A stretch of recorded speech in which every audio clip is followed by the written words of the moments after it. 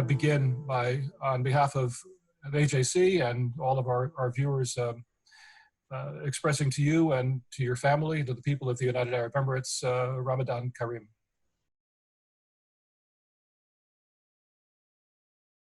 Well, let me begin by talking about the issue that is on everyone's mind these days in your country and ours and around the world. How is the UAE coping with the coronavirus pandemic? What are the provisions that your country is taking to mitigate the spread of the disease? I believe that there have been efforts to ease some of the lockdown restrictions. How is that working out? Well, we're clearly all learning from each other as we go along, and this pandemic is one that has taken the entire international community, of course, by surprise. And I think it's very important that we learn the lessons from each country and each experience, knowing full well that no country is getting this right perfectly, but that we are all doing the best we can in very difficult circumstances. Of course, it's been about 2.5 months since the World Health Organization declared this a global pandemic. And I think the United Arab Emirates was very quick to recognize that fact. And perhaps that's because we've had experience of previous outbreaks in our part of the world and witnessed, for example, the impact of Ebola, of SARS and MERS in our region and around the world, that we were very prepared to implement a fast-paced testing regime to test people very, very quickly. And that was in the beginning of January that we were ready for that stage of testing. And that's also because we've had a partnership in the United Arab Emirates between the government and the private sector to make sure we have that capacity. So we're now testing more than 25,000 people a day. I think that's second only to Iceland. We've done over 1 million tests for a population of about 10 million. That's just over 10%, and we're moving upwards of that figure very quickly. So I think testing has been one of the key pillars of our strategy. Of course, like every other country, we've also proceeded to shut down our borders to international travel, whilst maintaining our position as a global supply hub for essential cargo and medical supplies. And I think that's one of the most important contributions we could make to the global effort to defeat COVID, because if you shut down your cargo flights, then essentially essential medical supplies, PPE, protective personal equipment, and personnel can't move around both the region and beyond Africa and Asia, and we are that transit point. So for example, today, in terms of the WHO's global appeal, upward of 85% of PPE equipment, medical supply has moved through the United Arab Emirates and of course the international humanitarian city based in Dubai. So I'd say the second pillar of our response, the first pillar was very instinctive and natural, which is how do we help our own society and both our residents, our community here in the UAE and our nationals, both to come home or return to the countries that they wish to be in, and secondly, to be safe. And I think testing was a key part of that initial response. I think the stay-at-home edicts that we've seen around the world have been effective in the UAE, but we're now also starting to open up, as you've mentioned, and there's some economic activity and so forth. And thirdly, I think our international profile, our international focus on how to help those in need around us and internationally has been really a prevalent part of the initial response of the UAE. So we've delivered over 472,000 metric tons of aid to over 43 countries to date. That's quite a large number for a country our size, but we think it's important that we immediately show solidarity with the countries in need who have asked us for that assistance, and we've offered that assistance to all countries in our region and beyond. So I think those are essentially the three pillars of our response today.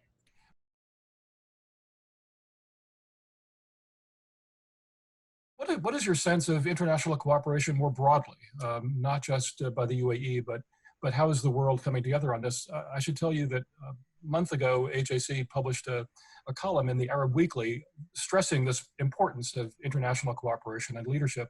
Are you seeing that more broadly?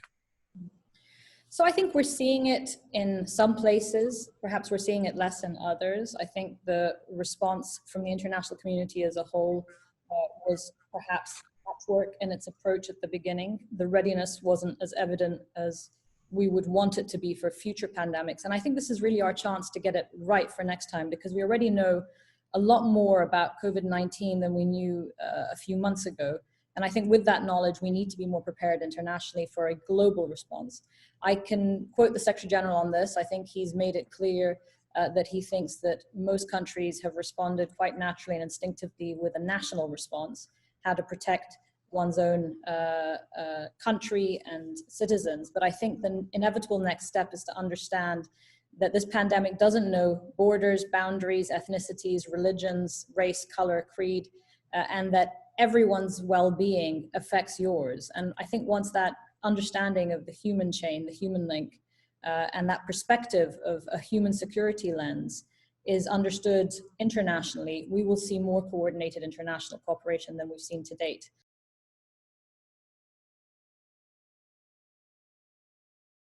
How is the expatriate community handling the pandemic? And are people going back to their home countries, and are there problems created by that as well?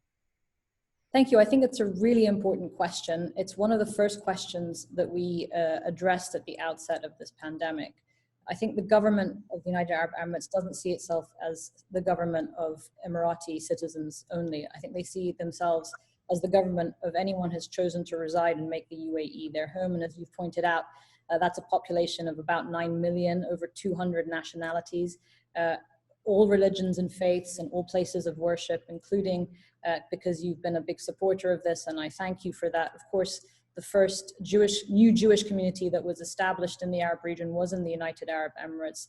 We're very proud of that fact, and we're very proud to be working with Rabbi Sarna, who administers to that community.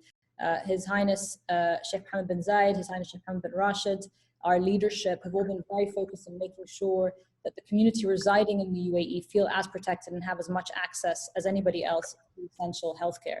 So for example, testing is free and readily available to anyone who needs a test kit for COVID-19.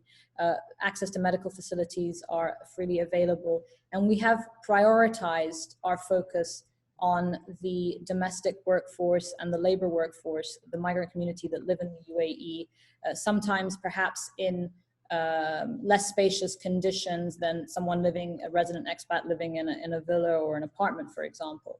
We've been at the forefront of making sure that they have access to financial support, psychological support, medical assistance, help with repatriation if that's what they wish to do, and the full access of the state and the full support of the state has been made to these various communities. Let me ask you, if I could, about not just the economic impact, but really the sort of societal impact. As you know, around the world, there has been an increase in hate speech, discrimination of various kinds against various minority groups, against Americans in the United States to some degree, against Chinese in other parts of the world, against Jews. There's been a spike in anti-Semitism. Some of the protesters who were standing outside of state capitals in the United States have signs that have quite really ugly anti-Semitic references. And I'm wondering to what degree you are seeing an increase in kind of conspiracy theories and hate in general in response to the pandemic in your own country. At the same time, your country is still moving ahead on the Year of Tolerance project that you initiated last year, opening up sort of the thinking of many in your country and around the region to the importance of diversity, of pluralism. These two trends coexisting, what are you seeing in your country? I think that the UAE was right to take a zero tolerance approach to incitement and hate speech, both online and offline, because we understand that in our part of the world particularly, but also we see this around the world, anti-Semitism, yes, anti-African sentiment in some other parts of the world, anti-Asian sentiment in some parts of the world. I think the Chinese and others of Asian descent have also seen a spike of that. And we firmly believe that obviously that energy is misdirected, negative, and unacceptable. And that's why we've taken a very, very strong line against it, both online and offline. And I think that legal system enables the community residing there to focus on what we can do to help each other, focusing that energy, that fear that drives populations, understandably, in a pandemic like this, where there are so many questions yet to be answered. And being honest with your population. explaining a facts-based approach, a science-based approach, I think is the first step for governments to take. Admitting when we don't know the answers, but making a population feel and a community feel that we are dedicating all our resources, primarily to keep the resident community safe, and secondarily to helping the international efforts, both in the race to a vaccine, but also the therapeutic treatments that are being explored around the world to treat COVID-19. So I think that we are strongly condemning any direction of that fear, which we understand, towards victimization of communities or peoples, and towards identifying those peoples as somehow a cause. We think that is unacceptable, and we've made that very clear. That is part of the year of tolerance, as you mentioned, that 2019 symbolized for us. But I think it's also part of the UAE's long history since 1971 and its commitment to interfaith existence and an interfaith community living and residing in the UAE. We find that that is the essence of our historical heritage, both in the UAE, but around the Arabian Gulf and the Middle East and the Levant. And that's where we want to go back to. We want that narrative of an interfaith coexistence to be the narrative for our region. We do not want a narrative of divisiveness, a narrative of extremism, the idea of youth being drawn to narratives of violence against states and other peoples in order to achieve their goals. These are also very possible options in our part of the world, as we've talked about many times. And it's important to us, and I think that's what the beauty of the Abrahamic Family House initiative, where we will for the first time again in our part of the world house a synagogue, a mosque, and a church on the same sacred land, and promote that vision of unity in our region, but hopefully as a beacon to the region and to the world of what is possible when human beings move away from the narratives of fear of each other and towards understanding that we and our differences represent the best in humanity. What you're bringing up also, we're seeing in the news recently, there was a story just in Bloomberg today and in the New York Times over the weekend about TV series that are showing now during Ramadan about kind of reflecting a changing attitude toward Jews and toward Israel in the region. You, through the work of the United Arab Emirates, have taken very important steps in this direction, obviously toward the Jewish community, but also there has been an openness to dialogue with certain Israeli diplomats and officials over the last couple of years, mostly quietly, but not always so quietly. And I'm wondering if you're seeing in the Ramadan TV series that we're now seeing, Harun is one of them, and another one was I think a Saudi series called Maharaj 7. And there are others as well. What's happening? And AJC has been part of this for a long time, but we're now seeing it break into the open in a very dramatic way. Please talk about that. Well, I've been so busy during, surprisingly, even though the UN has been shut down. You're not watching TV? I'm not watching TV, but I've read the reviews of these programs, and they're a very important part of our modern day Ramadan celebrations, these TV gatherings around series that address important societal issues, I think have become something of a phenomenon in the Arab world. Look, I've read the reviews. I think it's about time. I don't think it's actually anything new, as you and I have discussed many times. So I don't think having these societal debates through these TV programs is a negative, because I think it's important for societies to open up and understand their history and their heritage, and to understand that this has always been an ebb and flow in our part of the world. And of course, some of that sentiment has been part of the creation of the State of Israel and the response to that, and I think that's where you've seen some of these changes. But I see that existence of a rich and vibrant Jewish community, as I know you also do, as separate and distinct from the politics of the Middle East peace process or the Palestinian-Israeli peace process and what needs to happen there for a two-state solution to emerge. And that it's, you know, the general discussion and conversations today about unilateral annexation are potentially a death blow to the peace process, and that has to be understood. And I think that's been the basis of our reaction to that particular policy initiative. the UAE, since the Arab Peace Initiative, has recognized that Israel is part of our region. And we've offered that Israel is fully integrated as part of our region, with, of course, the caveat that there needs to be a viable Palestinian state, a two-state solution, and peace between the Israelis and the Palestinians and the Israelis and the rest of the Arab world. I think for the UAE, we have been preparing our financial position in a conservative way for some time now, and we are feeling relatively comfortable that we are able to weather the storm. Of course, again, like with the pandemic, our well-being, our security is intertwined with the economic well-being and security of the countries around us. And I think we're also working hard to make sure that this is a collective response. We've had a long strategy to diversify our economy away from a hydrocarbon economy. And I think we are now moving to that successful phase in our country. So approximately 70% of our economy is based on non-oil revenue today.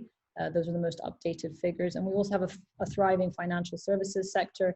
We're the 5th largest aluminium producer in the world. And we're also the Arab world's biggest tech hub for startups. I know Israel's also making great strides there. And also congratulations, I was reading this morning that Israeli epidemiologists and doctors have found potentially a breakthrough treatment for COVID-19. That's very exciting for all of our parts of the world, because we're also working on similar therapeutics, so there's potentially room for cooperation there. We've also announced a new solar power plant, the cheapest in the world, so 5 times cheaper than natural gas, and that'll produce the energy for 160,000 homes, which is basically the equivalent of taking about 500,000 cars off the road. That's really part of our economic vision. I think at the same time, we've spoken about this certainly in the AJC format, that we're also trying to promote a positive narrative and vision of hope for our region. As you know, we put our first astronaut into space last year. This year, we're hoping to launch our research satellite to Mars in July. This question comes from Barak Ravid in Israel. To the extent that you can share, has there been any cooperation between the UAE and Israel around the coronavirus? I am not aware directly of any cooperation around the coronavirus. I would have to look into that and get back to you. One of the things I would say about our perspective of science and tackling this pandemic is that it shouldn't know any borders or boundaries. And I think we have really made sure that our science community, our epidemiologists, our doctors are collaborating with doctors all around the world who want to and who ask to be in touch with us. Of course, we've had Israeli medics participate in previous events in the UAE. That wouldn't be unusual. And I'm sure that there is a lot of scope for collaboration. I don't think we would be opposed to it, because I really think this public health space should be an unpoliticized space where we all try and pool our collective knowledge of this virus in order to improve the lives of many people around the world. Indeed, I think when you were describing earlier the progress that's been made in Israeli research on cures or vaccines against the coronavirus, you welcomed the notion of that kind of cooperation. So these are very, very important words that you're speaking now.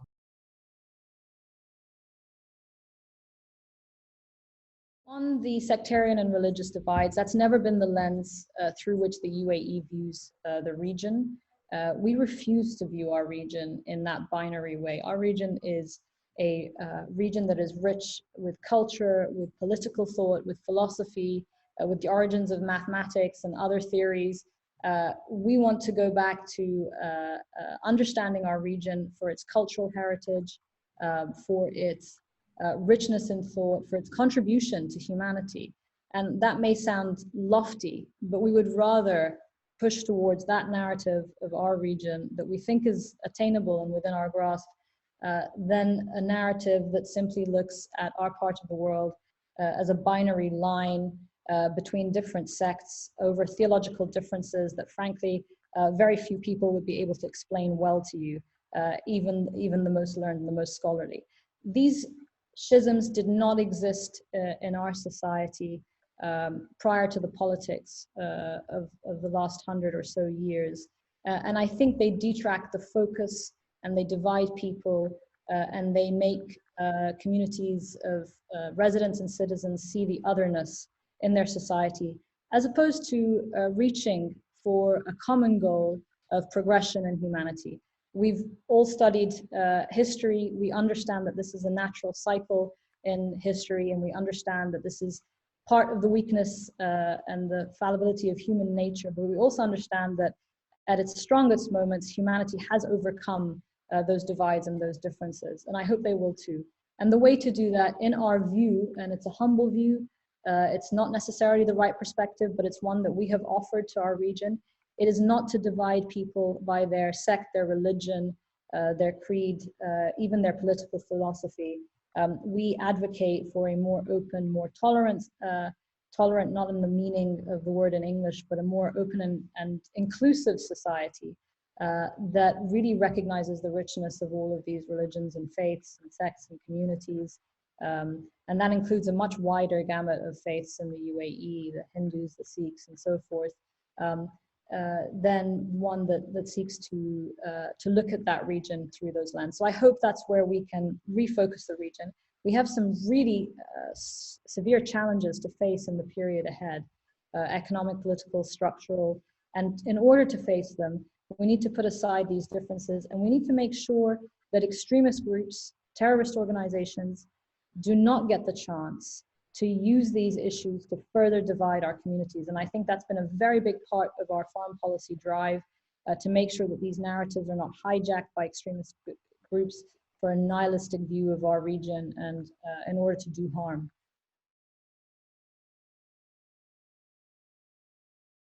We believe that, of course, Iran is a country that we have historic ties with. We have a very vibrant Iranian community living in the UAE. We have people-to-people ties that remain incredibly important. And actually, both during their crisis in 2019, but also in COVID, we made sure that our response was primarily humanitarian. So we've sent medical supplies to Iran, one of the early countries that we helped. And we've been in touch at a political level to understand if there are things that we can do together to help each other through this difficult time. Again, recognizing that this pandemic knows no borders, and the health and safety of the Iranian people is interlinked with the health and safety of the UAE and its surrounding regional countries. At the same time, I think there's no secret that there are disagreements about some of the Iranian governments, and we make a distinction between the Iranian government and the people. Some of the Iranian government's perspectives and interference in the Arab region that we have found unhelpful and negative over the past couple of decades. And we have made those views known directly and indirectly. And I think a lot of our allies, you referenced Germany, share those views.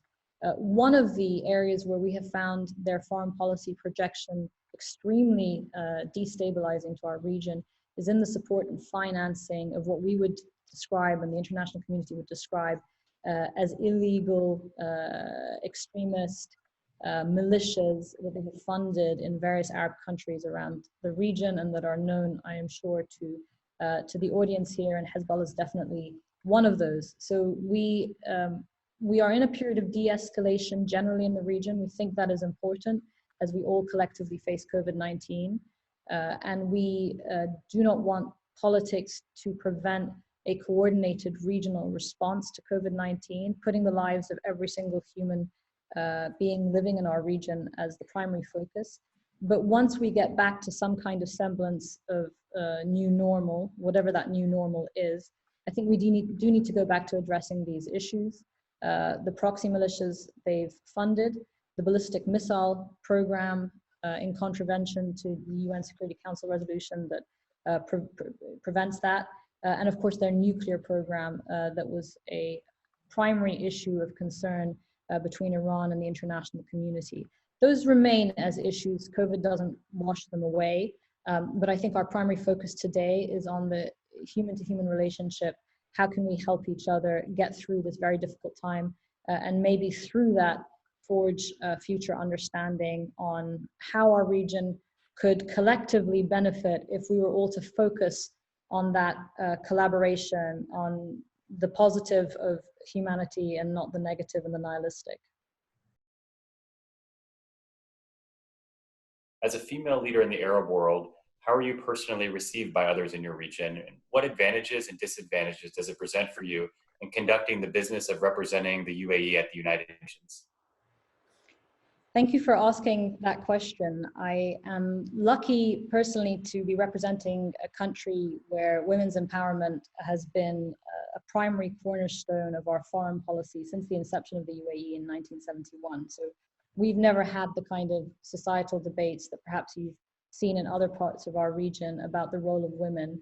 We truly believe that for our economies, our politics, our society to be healthy and thriving, that women need to be front and center of the leadership group that are working on that. So there are no glass ceilings in the UAE, whether it's the diplomatic service, whether it's a place in cabinet, whether it's in the military, the judiciary, the police force, etc.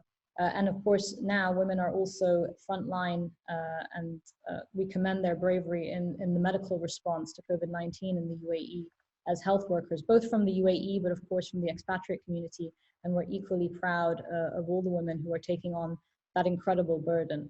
So I do represent a country where this is very much the cornerstone of our success, we believe, regionally and internationally. I think what we try and do with that knowledge is sell it as a model regionally and internationally, that it's not only morally the right thing to do, it's really the smart thing to do to include women in your leadership, in your society, in all different sectors. And I think that's what we are doing today in our projections of our foreign policy. So for example, in our humanitarian aid strategy, women's empowerment is one of the key pillars of that humanitarian aid strategy. When we contribute to other countries in times of need, we always make sure that protection of women and their rights and the empowerment of women and their contribution to society is, if you like, budgeted in to the aid program. And I think that's one really concrete way that you can project a success story that you know is not just good for your country, but good for the world. Of course, countries differ in their approach to that. I've personally never had or faced a difficulty myself in terms of representing the UAE, but it would also be untrue to deny that there are very real disparate experiences between women around the world in terms of their inclusion in society and in terms of their inclusion in government and economy. And I think we just try every day at the United Nations to sell the case that when women are part of the table, whether it's the peace and negotiations table, then peace agreements last much longer than they would have had women not been part of that conversation. Whether it's in terms of your economy, then your GDP and your economic activity goes up in double digits in terms of contribution to both your country's economy and the global economy. And also that there have been a number of studies around women's leadership in boardrooms, in the banking sector, in corporate companies, where leadership decisions that are balanced between both sexes also contribute to more balanced decision making.